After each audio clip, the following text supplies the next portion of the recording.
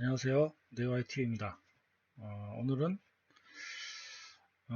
요즘 트렌드 중에 하나인 디지털 헬스케어 대해서 한번 이야기해 보겠습니다. 아, 일단 이 자료는 정보통신기획평가원에서 어떤 IT 이슈에 대해서 보고를 하는 보고서고요.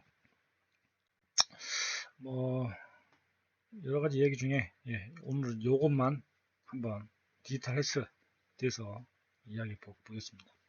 일단 이게 뭐냐면요. 요즘 그 헬스, 그죠? 건강 관리, 건강 예방, 예, 또는 원격 비대면 서비스 이런 의료 쪽이 의료 쪽으로 이제 이런 비대면 서비스하고 IT 기술이 결합되면서 새로 생겨난 산업입니다. 그래서 이쪽은 굉장히 다양한 용어들이 있어요.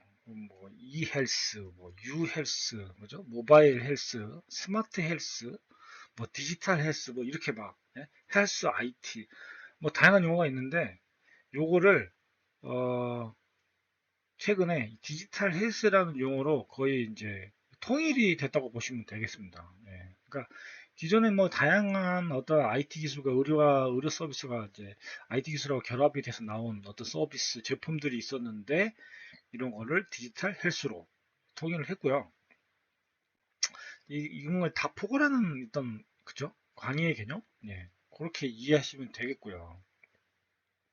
이 디지털 헬스 용어로 이제 통일했다는 거고 결국은 이거를 이제 정의하면 이런 거죠. 의료실 향상과 의료비 절감을 위해서 의료와 ICT가 융합해가지고 개인의 건강과 질병을 관리하는 신산업이다.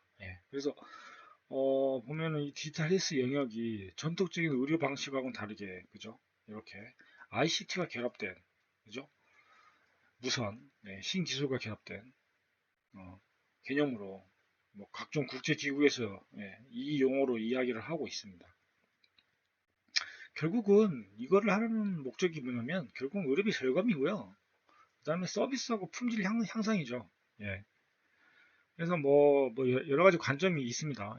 데이터 관점, 네트워크 관점, AI 관점이 있는데 이제 데이터 관점으로는 사실은 이제 이 전자 의무 기록 시스템이라고 있죠. 의료계에서 여러분들이 진료를 받으러 가시거나 뭔가 약국에서 약을 하나 사더라도 다 이 전자 의무 기록 시스템에 기록이 됩니다. 그래서 이 데이터 관점에서는 기존의 수작업으로 진행했던 의료 서비스, 그죠? 이런 것들을 이제 자동화를 하게 되고요. 그러면 결국 인력과 비용인 낭비가 감소되겠죠. 그러면 의료비가 절감을 시킬 수 있겠죠. 의료비를. 그래서 데이터 관점에서는 이제 이러한 전자 의무 기록 시스템 같은 걸 통해서 데이터를 수집하는 거. 그리고 이거를 자동화하는 거. 이게 지금 중요하고요. 네트워크 관점에서 보면은 지금 당연히 의료비 절감, 그 다음에 의사 숫자가 부족하고 이런 게 사실 현실이죠. 그 다음에 저출산 고령화, 이게 심화되고 있고요. 결국은 고령자 비중이 확대되죠. 고령자 비중이 확대되면은 그죠? 만성질환자 비중도 늘어나게 될 거고요. 만성질환자 비중이 확대가 되면 결국 그죠? 의료비 올라가고 재정 부담 증가하겠죠. 당연합니다. 의사 수도 부족해요. 그래서 결국은 이런 그 이제 이런 거를 보완하기 위해서 디지털 헬스라는 거를 이제 추진하는 거죠. WHO 요즘 아무튼 이 코로나 때문에 그죠? 환자들이 많이 발생해서 의료 서비스 공백이 지금 발생했고요. 결국은 시간이 갈수록 그죠? 의료진이 430몇 명이나 부족하다. 이렇게 얘기를 하고 있습니다. 결국 ICT 발전이 결국은 원격 진료하고 의료 모니터링 쪽으로 이제 실현이 가능하게 됐고요. 네. 그다음에 AI 관점에서는 그죠? 결국은 이 의료계의 AI 쪽이 사실 가장 먼저 도입돼서 활성화가 되고 있는데 결국은 AI 관점에서 봤을 때 데이터가 제일 중요하거든요. 의료 빅데이터. 예. 요게 이제 수집돼야 되는 게 중요하고요. 그다음에 기술 발전. 그죠? 발전으로 결국은 의사가 처방하고 진단했는데 결국은 AI 도움을 받아가지고 오진율이 획기적으로 줄어들게 되죠. 예. 정확도가 향상되는 겁니다. 그래서 뭐 여러 가지 병원에 축적된 어떤 데이터, 그죠? 환자에서 생성되는 데이터, 유전 데이터, 그죠? 뭐 이런 의료 데이터 범위가 확장되고 있고요. 이런 의료 데이터 양이 지금 계속 증가하고 있다. 예. 결국 이런 데이터가 이런 데이터, 빅데이터를 가지고, 이제 ICT 기술이 발전해가지고, 그죠? AI 연산을 하기 위해서는 그동안의 컴퓨팅 파워가 굉장히 약해가지고, 이런 기술이 발전을 못했지만, AI 연산을 대규모 연산, 병렬 처리 컴퓨팅으로 컴퓨팅 파워가 기하급수적으로 늘어났고, 그죠? 시스템 도입 유지 비용도 크게 줄어들었죠. 예. 그럼으로써 이제 드디어 이 빅데이터와 이 컴퓨팅 파워와 AI 기술이 만나가지고 결국은 이제 그 AI가 의료계에 본격적으로 도입이 된 거고요. 결국은 현재로서는 AI가 의료진의 판단을 보조하는 이런 역할을 하고 있습니다. 결국은 이게 좋은 점은 오진율이죠. 예, 이 오진율. 여러분들 그 병원에 가셔가지고 오진 받으신 적 경험해 보셨을 겁니다. 예, 저도 있고요. 예. 오진이 그만큼 높아요. 예, 그래서 뭐 막 멀쩡한 이를 뽑거나 수술 안 해도 되는데 엉뚱한 데 수술한다거나 그죠? 수술 안 해도 되는 뭐 환자를 그죠? 그 의료비 그죠? 결국은 병원도 결국은 이 수익 산업이기 때문에 거의 기업형이 돼가지고 어떻게 하면 돈 쓰게 만드는 게 목적이 돼버렸죠. 예. 그런 목적도 있지만 아무튼 오진율도 그동안 많았다. 근데 이게 이제 획기적으로 줄어드는 거죠. 그래서 지금 시장을 보면 굉장히 규모가 크고 성장수가 빠릅니다. 예, 보면 연간 15%, 15%씩 성장 중이고요. 뭐 디지털 어떤 헬스 시장에 있어서 이제 이 시장이 제일 크고 그 다음 시장이 뭐 핀테크나 스마트홈, 스마트 팩토리, 그죠?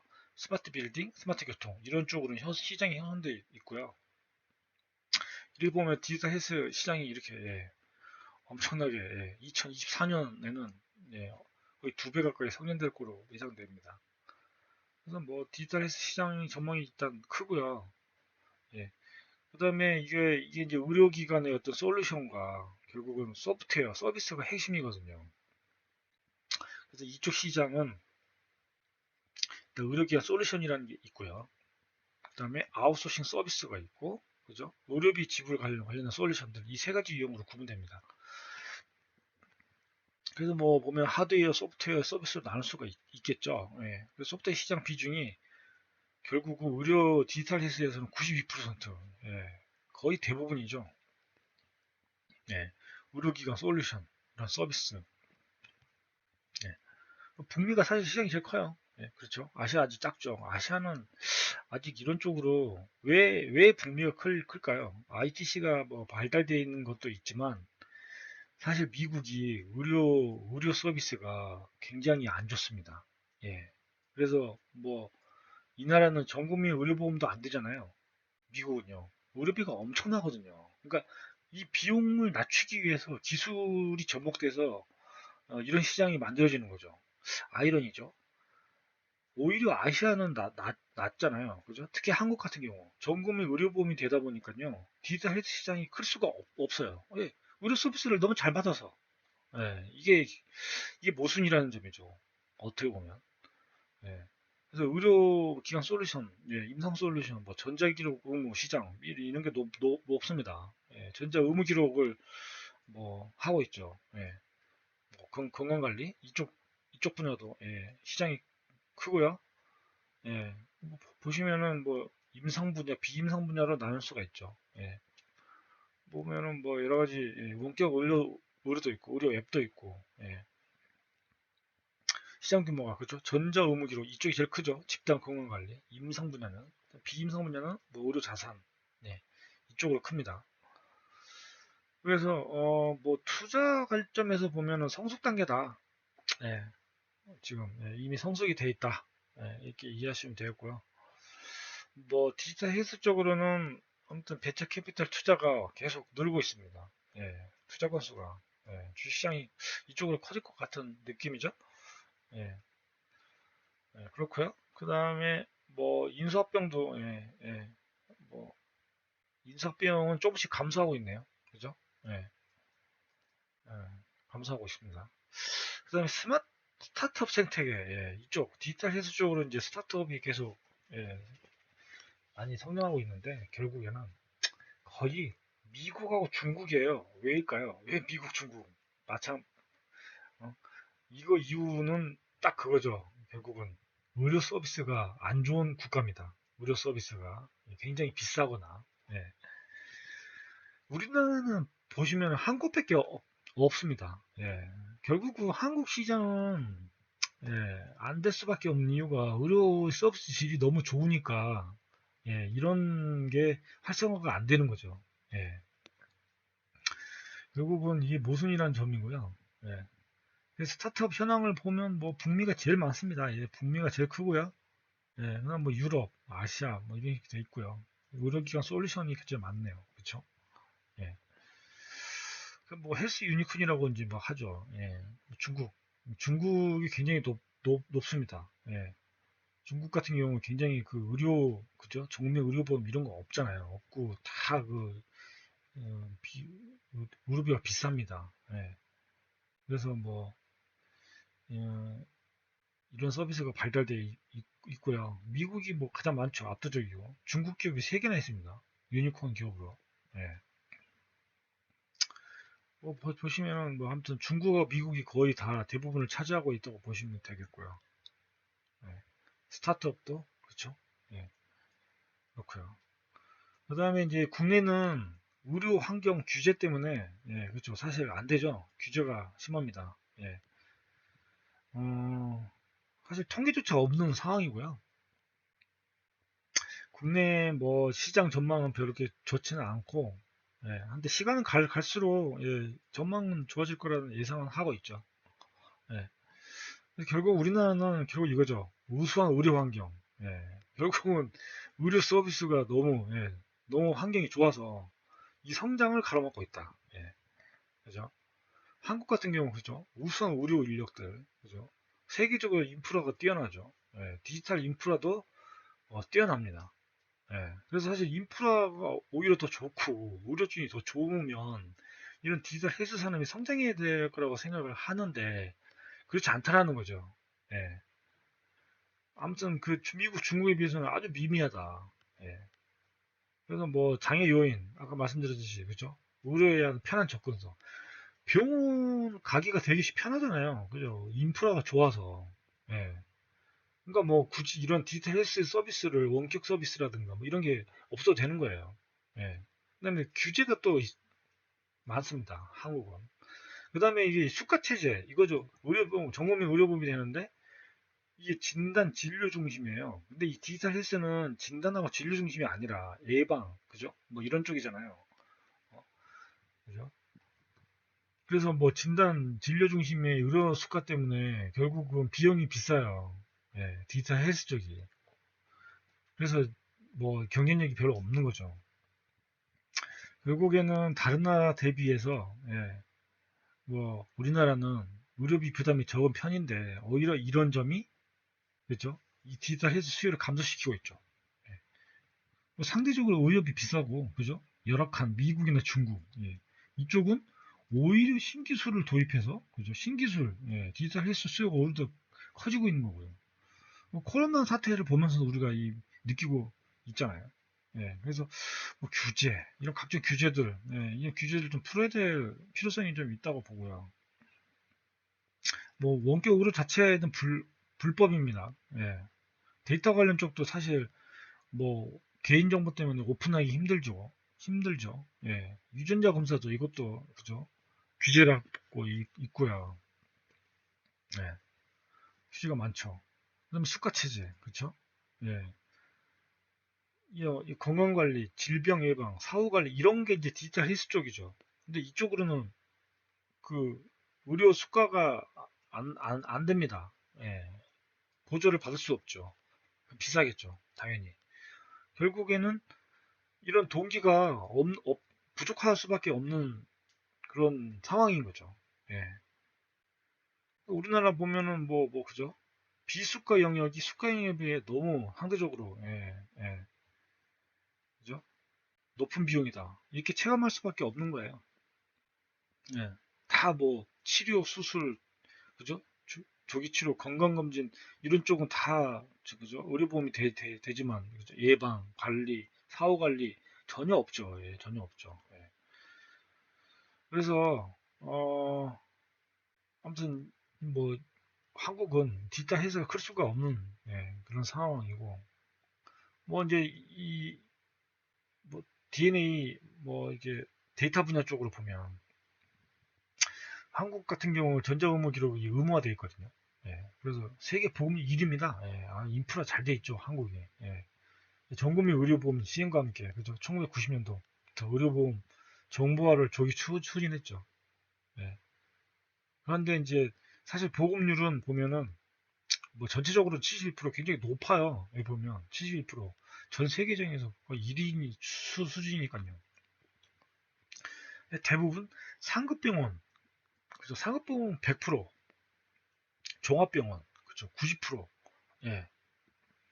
일반 병원이나 의원은 이제 좀 낮습니다. 이게 이거거든요. 표준화가 안 돼 있고, 그 다음에 데이터가 파편화. 데이터가 표준화 안 됐다 보니까 데이터가 막 중복돼 있거나 이게 정리해서 이렇게 잘 정리돼서 정제되어 있는 게 아니라 막 이렇게 데이터가 흩어져 있는 거죠. 예, 분석하기 굉장히 어렵죠. 그 다음에 클라우드가 우리나라는 거의 도입이 안 되고 있고요. 그 다음에 중소병원이 보급률이 낮아요. 예, 이런 문제가 좀 있습니다. 근데 이런 문제를 상쇄하고서라도 한국은 이런 인프라가 잘 돼 있기 때문에 이거 보완하면은 전 세계 넘버 원이 넘어서는 거죠. 이 정도 되면. 예, 진짜 엄청난 그 AI 기술만 도입시키면 의료 서비스는 더 올라갈 겁니다. 예. 그래서 주로 이런 전자 의무기록 업체들이 저기 이제 중소병원 쪽으로 하고 있거든요. 예, 대형 업체는 이미 자기네들이 그냥 자체 솔루션을 가지고 있어요. 예, 그래서 이제 대부분 이 중소병원 중심이고요. 해외 수출은 거의 사실 미약하다고 보시면 되고. 예. 대형 종합병원은 자체 개발 위탁을 선호한다. 그쵸? 예. 그래서 사실 업계 수익성이, 그죠? 다른 소프트 분야에 비해서 상대적으로 별로 좋진 않아요. 그죠? 예. 좋지 않은 상황이고, 예. 근데 해외 진출 잘 안 되고 있고, 그런 쪽에, 예. 인증제라는 게 있죠. 전자, 그죠? 의무기록 인증제. 그래서 이런 거 표준화하는 게 주목적이고요. 아무튼 클라우드 비중, 클라우드 비중 전 세계적으로 높아지고 있습니다. 그래도 전자 의무 기록 시스템, 비트 컴퓨터, 의료 쪽으로 되게 유명한 회사입니다. 예, 의료, 의료 솔루션 개발하는 회사고요. 예, 보면은 이 회사는 의료 정보 사업이 가장 많죠. 매출의 거의 한 60% 차지하네요. 예. 근데 수익성이 그렇게 높지는 않아서, 회사가 크게 성장하지는 않은 것 같아요. 예.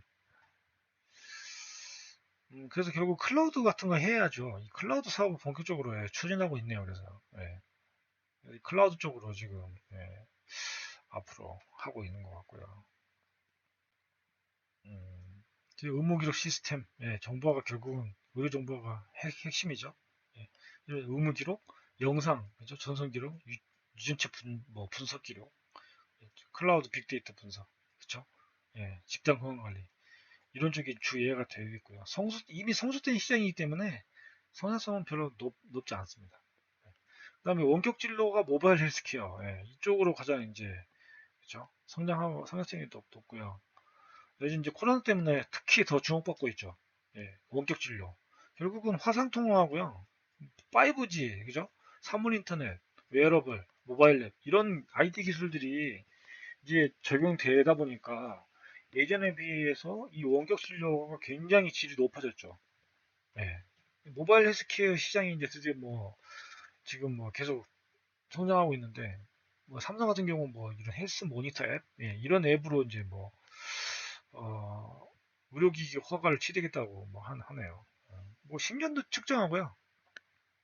뭐 이런 소프트웨어입니다. 예.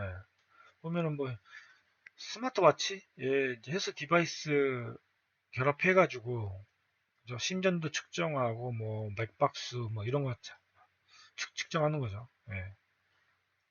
앱을 이용해가지고요. 이런 쪽으로 적용되고 있습니다. 주로 모바일은요. 결국은 이제 AI 기술이 결합되면서 그죠? 이 심전도를 분석해서 부정맥 여부를 진단할 수 있죠. 예.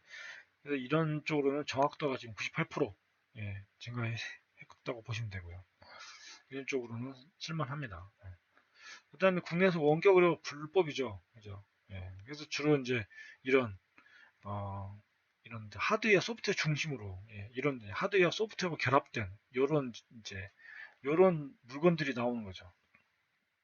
네. 그래서 심전도 측정 뭐 이런 쪽으로 주로 많이 하고 있습니다. 네. 이쪽이 가장 어떻게 보면 성과가 제일 많이 빨리 나오는 분야이기 때문이겠죠. 예. 그래서 뭐 국내 원격으로 뭐 이제 시도는 하고 있습니다. 한시적으로만 하고 있고요. 그다음에 뭐 주로 이제 심전도 혈압 측정 이런 기기들 예. 그런 기기들을 주로 만들고 있고 그죠. 그래서 앞으로 이 포스트 코로나 시대에는 결국은 원격 의료하고요, 이 모바일 헬스케어가 앞으로 더 성장할 거라고 예상이 되고 있습니다. 모바일 앱으로 이제 원격 진료가 상담도 받을 수 있겠죠. 그러면은 장점은 그거죠. 환자는 굳이 시간 내서 갈 필요도 없고요.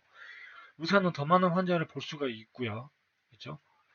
그 다음에 의료비는 줄어들겠죠. 의료비. 그죠? 원격 진료를 하게 되면 아무래도 비용은 더 줄어들 거니까. 그죠? 예. 그래서 이쪽이 아무래도 계속 이제 연평균, 그죠? 16%씩 이쪽으로 이제 원격 의료가 성장하고 있다라는 거고요. 2025년도에는 그죠? 2배로 성장할 거고요. 세계 모바일 헬스케어도 계속 올라갈 겁니다. 네. 결국은 그 고령화 사회, 그죠? 결국은 이 고령화 사회 때문에 사람들은 더 많은 질 좋은 서비스를 원하게 될 거고요. 편한 서비스를 원하게 될 겁니다. 결국 원격 진료 뭐 할 수밖에 없을 겁니다. 예. 이쪽이 계속 이렇게 성장하고 있고, 뭐 전 세계적으로 원격으로 계속 하고 있는 거고요. 결국 비대면, 예, 이 비대면이라는 특성 때문에 결국은 일부 분야에만 한정이 될 겁니다. 모든 의료 과목에 일반화하기는 쉽지 않겠죠. 예. 주로 어디 쪽이냐면요, 심부전, 당뇨, 고혈압 같은 이 만성질환 쪽이에요. 예. 그러니까 이쪽으로는 사실 뭐 어떤 측정하거나 체크하거나 뭐 이런 것만 하면 되는 거잖아요. 그렇죠? 계속 약 먹어야 되고. 예. 그러니까 이런 만성 질환은 원격 진료가 가능하죠. 뭐 수술을 해야 된다거나 이런 게 아니잖아요. 그죠? 그래서 이쪽이 가장 뭐 일단 가장 비중이 크고요. 결국 원격 의료가 이 만성 질환 쪽으로는 그죠? 이 비대면의 유리한 과목으로 그죠? 성장할 거라는 거죠. 예. 근데 결국 사람들이 돈을 제일 많이 쓰는 것도 이런 분야죠. 예. 이거 뭐 계속 약 먹어야 되고 치료받아야 되기 때문에 그렇죠. 예. 비대면으로 이런 걸 다 할 수 있다면 더 많은 환자를 받을 수도 있고 사람들한테 정확한 그죠? 비용을 줄이면서도 많은 그 서비스를 제공할 수 있겠죠. 네, 그렇습니다. 그다음에 뭐 AI 헬스케어 그죠? 한국 국내 같은 경우는 이쪽으로 집중해야 됩니다. 예, 왜냐하면 결국은 AI 쪽이 결국은 의료계의 핵심이 될 거고요. 의사를 보조하면서 정확한 진단, 그죠? 예방, 예측을 할 수 있는 게 결국은 AI 쪽이기 때문에 디지털 헬스에서 가장 먼저 AI 쪽이 헬스 이쪽으로 AI 기술이 적용되고 있고요. 주로 보면은 뭐 영상 분야 이쪽으로 이제 많이 하고 있습니다. 왜 그렇냐면은 영상 쪽이 비교적 학습 데이터, AI는 학습 데이터가 중요하거든요. 예. 이 학습 데이터, 필요한 이 데이터를 쉽게 확보할 수 있죠. 예. 그 다음에 사실 이게 입증하기가 되게 수월한 거죠. 예. 영상 진단이. 그 다음에 주로 이제 보면은 제품이 이런 AI 기술을 적용한 제품들이 폐지란 그죠? 딱 사진만 보면 그냥 답이 나오는 거기 때문에 이쪽이 가장 활발하고요. 또 데이터베이스가 공개되어 있습니다. 잘. 그래서 학습하기도 좋고요. 이쪽 서비스가 가장 잘 되어 있고요. 그 다음으로 뭐 소화기 질환, 뇌 질환 뭐 이런 게 있습니다. 유방, 체외 질환, 전립선암 이런 쪽이고요. 이런 그런 AI를 적용한 의료 기기들이 많이 나와 있습니다. 주로 보면 폐질환이죠. 그죠? 소화기 질환. 네. 그다음에 뭐 이제 AI 헬스케어 업계 이슈. 그렇죠. 결국은 이 스타트업의 기업 공개가 지금 추진 중인데 얼마 전에 그죠? 삼성 아니 그지? SK 그죠? 바이오 쪽 기업이 기업 공개되면서 엄청난 그죠? 투자금을 모금했잖아요. 예. 헬스케어 쪽 스타트업이 결국은 앞으로 더 주목을 받을 것 같습니다. 그 다음에 이제 AI 의료기기 쪽으로 건강보험, 그죠? 이런 게 이제 적용이 된다면 더 많은 사람들이, 그죠? 이쪽 시장으로 AI 기술이 더 많이 보급이 되면서 이러한 제품들이 많이 나오겠죠. 예. 우리나라는 세계 6위 수준 정도로 예상이 되고요. 예. AI 헬스케어는 예, 더 큰 성장이 예상됩니다. 예. AI 쪽은. 영상과 신약 개발 이쪽으로 이제 주로 하고 있습니다. 한국 기업으로는 뭐 이런 회사가 3개 정도 있네요. 루니, 뷰노, 스탠라인. 네, 별 들어보지 못했는데 아직은 뭐 기업 공개 안 되는 것 같아요. 네. 주로 영상 진단, 네, 이쪽 신약 개발 거의 대부분이라는 거죠. 그다음에 예측 분석, 그죠? 의사결정 지원, 네, 이쪽으로 AI 기술이 적용되고 있습니다. 뭐 결국은 일단 뭐 이런 쪽으로 의료 이런 활성화를 하려면요. 결국 빅데이터예요. 빅데이터 개발 공유해야 되고요. 그런 이제 규제 좀 풀고 좀 많이 지원을 해야 될 것 같습니다. 네. 그래서 뭐 규제 샌드박스 제도 뭐 이런 거 해야 되고요. 일단 모바일 헬스케어 쪽으로는 단계적으로 해야겠죠. 네. 원격 진료 뭐 이런 쪽으로 해서 만성 질환자, 당뇨, 고혈압 등 이런 만성 질환자 중심으로 적용을 단계적으로 해야 되고요. 결국은 이런 쪽으로 이제 그 인재들이 필요한 거죠. AI 쪽으로는 결국은 의료 서비스가 결합되려면, 그죠? 이 의료 지식을 가지고 있는, 의료 쪽 도메인을 가지고 있는 AI 기술자들, 이런 사람들이 필요한데, 이런 사람은 거의 찾기 힘듭니다. AI를 알면서 의료 분야 지식까지 아는 사람, 이런 인재는 찾기 힘들죠. 만약에 여러분이 뭐 의료 계통에 있으시다면,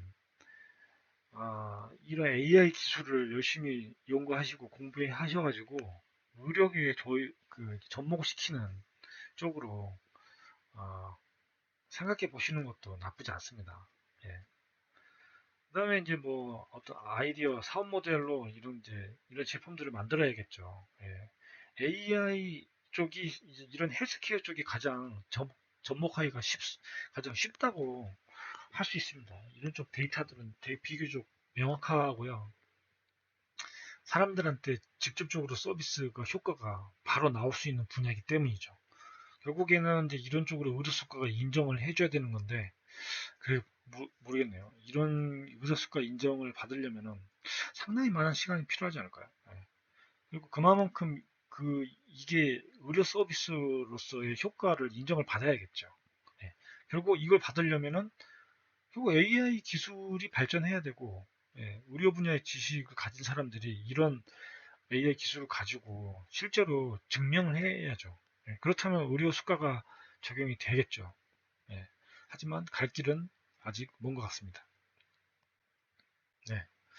오늘은 여기까지 하겠습니다. 시청해주셔서 감사합니다.